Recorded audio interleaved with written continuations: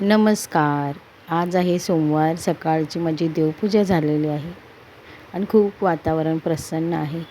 देवपूजेमुळे घरातील सारे वातावरण मंगलमय आणि पवित्र बनते. आपल्या अंतर्गाभामध्ये सद्भाव जागृत होतो. हळूहळू आपल्यातले दैवत्व प्रगट होते. घरामध्ये देवघर असणे अत्यंत आवश्यक आहे. रोजच्या रोज देवाची पूजा करावी व सर्वांनी मिळून आरती करावी. विविध देशामध्ये विविध प्रकारच्या पूजा प्रार्थना असतात. त्यामुळे त्यांना सुख, शांती, समाधान लाभत असते.